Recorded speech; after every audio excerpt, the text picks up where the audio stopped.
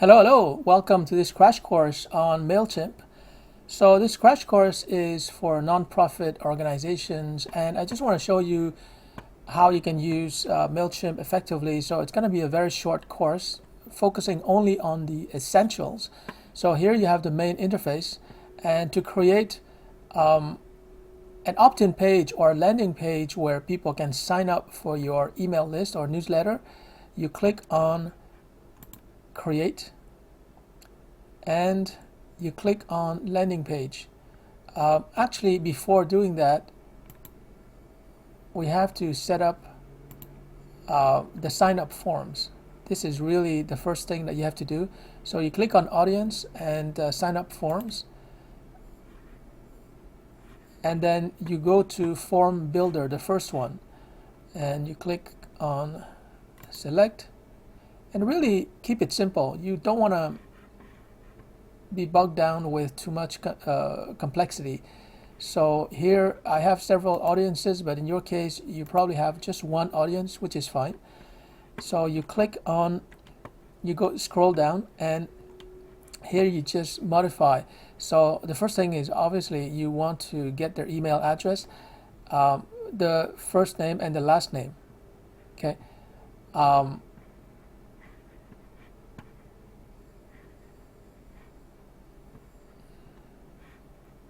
And this is the sign up form URL that people go to when they want to sign up for your email list. So this one has been created before, but if you want to change it, for example, if you want to include people's phone number, you can just grab it over here, and it's going to appear on your landing page. So I'm going to remove it because I don't really need people's phone number. To remove it, you just type delete. So the most critical thing is here, please join my list, which is a little bit dry. So you want to edit that phrase or that paragraph and make it a little bit more exciting. So for Ukrainian leaders and organizations, you can say something like, please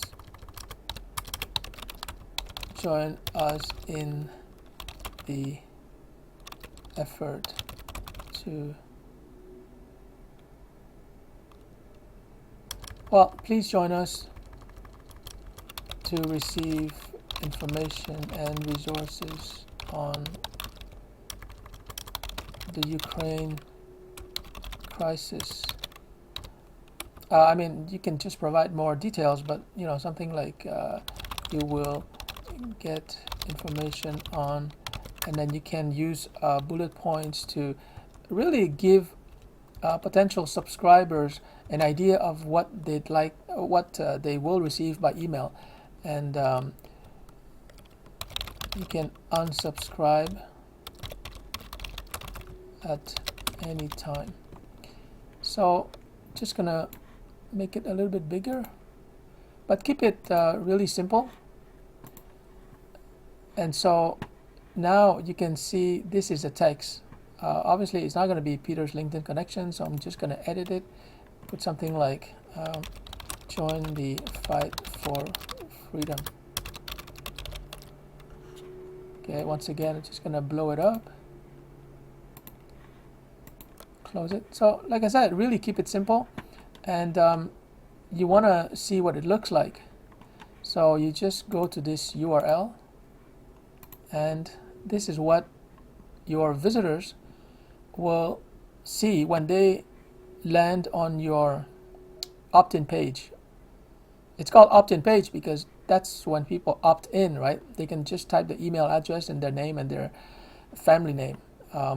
Here you want to change this. This is my button, but your button, you can change it to anything that you want. So I'm going to show you how to do that. You want to change the text of the button.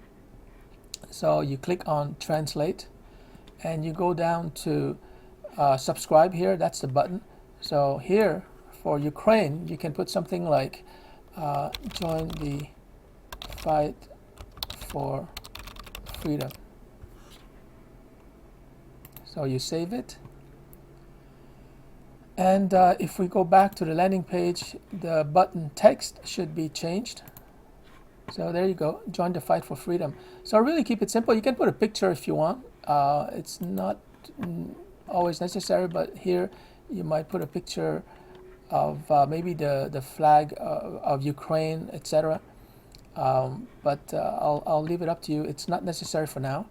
So when people visit your landing page, this page, they are becoming a part of an email list, and this is how they legally give you permission to send them emails.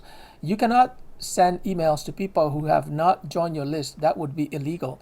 So even for your friends and LinkedIn connections, even if you feel that they would be sympathetic to your fight for freedom, you still have to ask them to join this list. That's the legal way to do it. So now we're going to take a look at how you can send them emails, and for that you just click on create.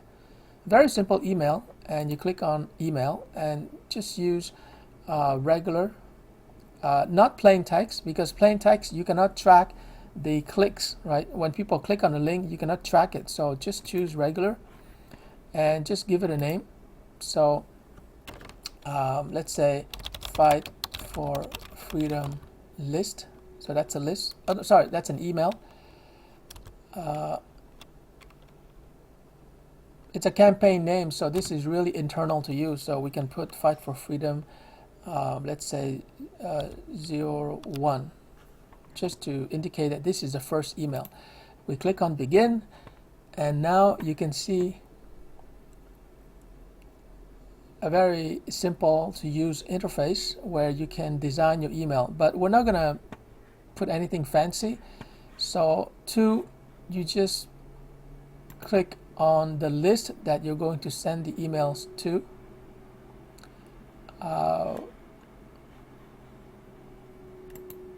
Okay, so you just choose an audience. Audience is the same thing as list. So I have several audiences, but in your case you probably have just one. So I'm just going to choose one, just let's say this one, and you have to save it, and from you have to put your name. So my name is already there with your email address, so people can reply to your email. Save it. The subject line, you can say something like welcome to the fight for freedom. So that's the first email that you send to your email list subscribers. The subject line is very important because based on what they read, people will decide whether they're going to open your email. And if you click here, you can see advice and recommendations on how to write your subject line. So I'm just gonna click on it just to show you, but you can read later on. So these are best practices for email subject line writing. Right, so you can read it later on. So moving on, the preview text is just a brief text of a few words that will give people an indication of what's inside the email. So we can say info and resources on the Ukrainian crisis. Or maybe you don't want to be so negative, right? Crisis is negative, so you can say let's say on how to help Ukraine, which is more positive, and we save it. And the pièce de résistance, the main piece, is really your content. Okay, so this is where we're going to design your email. And like I said, we're not going to get fancy with HTML design. We're just going to keep it really, really simple because the objective is just to share information. So we're going to choose basic, and we're going to choose one column, this one, which is free to use. And you'll see that the interface is very simple. So here you don't have any logo. Well, you can put your logo, but we're going to skip that for now. So you click on the garbage bin here to delete it. And this is the main piece, right? So you click on the pencil here to edit the text. And here I'm just going to keep it simple. So, welcome to the fight for freedom. Dear friend, thank you for subscribing We will do our best to keep you informed about events and resources related to the Ukrainian fight for freedom. So you should probably put more text, but I just want to keep it simple. And at the bottom you can put like resources, and then you can list those resources that people can click on. Okay, so really keep it simple. Now I want to show you how you can insert links so that you can track what people are clicking on. So maybe resources, we're going to put a link. I don't have the links right now, but let's say you want to put IBM, you want to put Ukraine. I'm not sure if it's a link, but to make it a link, because here you can see on the left that it's not clickable. So what you have to do is you have to, so I'm just going to keep this one. You have to select it, and then you click on the link button here, and you put the actual web address. You insert, and now you can see on the left here that it's actually a clickable link. Actually, I don't know where it's leading, but I'm just going to test it now. So, oh yeah, it's to test it, to see what it looks like for real. You just click on preview here, and you enter preview mode, and then you see what people are actually seeing. So this is what they see when you send them this email. You can see here that they can click on it. So I'm going to click on it and see. Okay, so it's a good link, right? So it actually works. So we're going to stop it here. And the great thing about this clickable link is that you can see how many people clicked on that link. So we're going to get out of the preview mode. So just click on the X here, and you're out. So now you're back in editing mode. So that's it. All you have to do is click on continue, and you have your content, and you're ready to send your first email. So everything is green here. Okay, so it means that you can share your email on Facebook. I'm not going to do it now because that's a little bit more complicated. It's not complicated, but we want to keep it simple for now.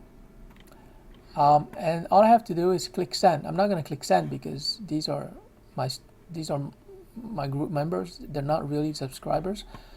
So in your case, you would click send. Now, to manage your list of subscribers, what you have to do is you click on audience here, and you go to all contacts so that you can see all your contacts. So here you can see that I have about 1,500 contacts, and here you see people who have unsubscribed, which is normal. Like, don't take it personally. Like, if the content is no longer relevant, then they will unsubscribe, which is fine. But I want to show you the metrics, how you can track your campaign performance. So what you do is you go to campaign, and I'm going to show you past campaigns. So here you see all the campaigns that I've done in the past. So for example, let's take a look at this campaign where I sent an affiliate link on December 31st, about 2 years ago. So you click on view report, and you can see the key performance indicators, and the KPIs are basically how many people opened the email, how many people clicked on a link inside the email. The bounce rate simply means that the email was incorrect and it bounced back, so the email address is probably incorrect. And there's 38 people who unsubscribed, so they will no longer receive my email. So these are the 4 key metrics that you need to keep track of. So when you think about it, I sent this email to about 1,500 people, and 480 people opened the email, which is pretty good. And let me just show you the actual email. The actual email is, where is it? The actual email, okay, here, view email.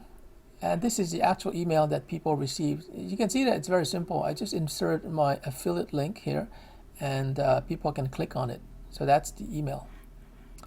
So we're going to go back.